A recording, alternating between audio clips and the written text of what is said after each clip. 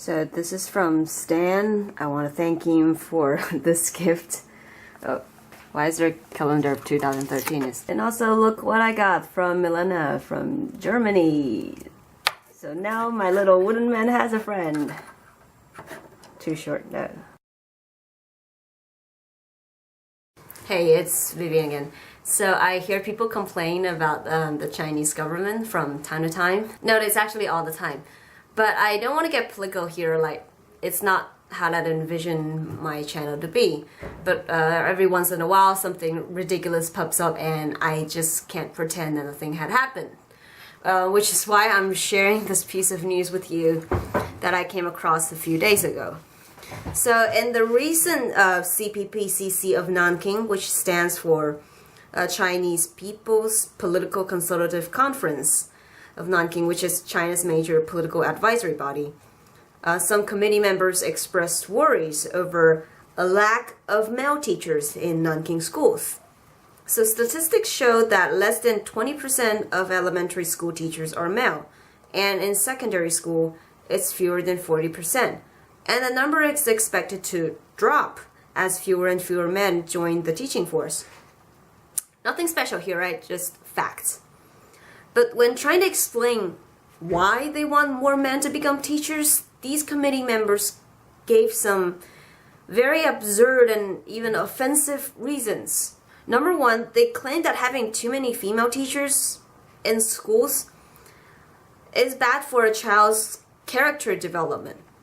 Their point is when you only have female role models around you, it's hard for you to pick up masculine characters such as endurance, bravery, toughness, and generosity. Stop right there.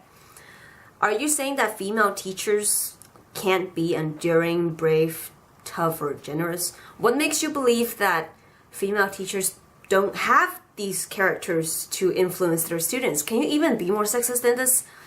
And it gets even more off-pitch. They claim that, quote, in the homologous atmosphere of gentleness and meticulosity, whatever that even means, boys would become sissies and girls would become tomboys. In other words, having too many female teachers around you makes you doubt your gender identity or something, makes you extremely confused about who you are. I don't even know where to begin. First of all, where is your evidence to prove that having too many female teachers in schools affects a child's gender identity? They provided 0 studies to support their claim. Also, gender identity is not something you can alter by the overexposure of a certain gender, because otherwise I can propose a law that bans mouse being placed on the right hand side of computers, because using a mouse that's on the right hand side makes me feel less of a left-handed person. If you people are really trying to make a difference, if you're trying to push laws or anything, please pick up a reality-based lifestyle first. Second, the subtext of their argument is that people who define gender norms, gender conventions, are somehow a threat to the society. They make sissies and tomboys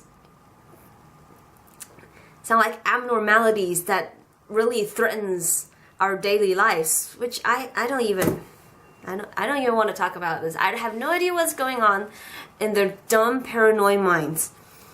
And they go on to talk about how too many female teachers taking maternity leave could affect teaching process, which could be a valid problem if they didn't make it sound like giving birth to your own damn kid is a bad thing. You know what? I don't want to bother go on with this. And lastly, I just tell the rest of the news here. They claim that as fewer and fewer male teachers join the teaching force, they are also underrepresented in school management. And when women dominate school management, even fewer men would want to become teachers and be a part of schools. So in the end, they concluded that we should create a culture that can encourage men to not be afraid to become teachers, to change the culture that is keeping them outside of schools.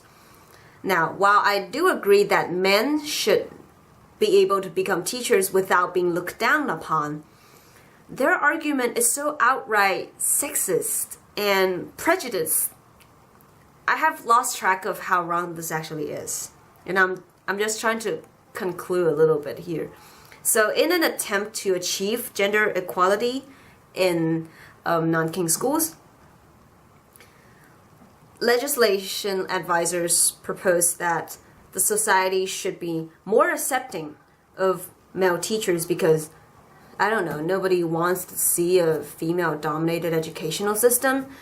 Oh, can you imagine all the poisonous environment of having too many female teachers running around teaching? You know, kids would have no idea that male role models existed unless they step outside of the school gate, which they do every single day, and not to mention boys who act like girls or vice versa, because we all know too clearly that when people break away from gender stereotypes, they end up burning houses and slaughtering people, you know, sissies and tomboys. And while trying to help men break away from the chains of conventional thinking, the same people also believes that a female teacher can only offer as much as conventional thinking thinks she can. Yeah, so much about breaking the chains. And you know why our culture keeps men from becoming teachers? Because teaching and childcare is a woman's job, and when a man takes a woman's job, he is somehow less of a man and is frowned upon. You know, men don't want to become teachers because, you know, they would fall into a female-dominated school system and they would be the minority, and it sucks. You know, why does being a minority suck? I actually have no idea. But what a complete waste of a supposedly reasonable argument. You want gender equality in the teaching force? That is actually a good thing. That you could have gotten so much more out of this, but nothing frustrates me more than having these dumb people in the government pointing around. And I don't even know how to make sense of this. I could have written pages and pages more, but you know, I don't want to waste time talking about this. I just have to get this out. It's so stupid. I just have to get this out. I'm so sorry. I need to mourn for 5 seconds.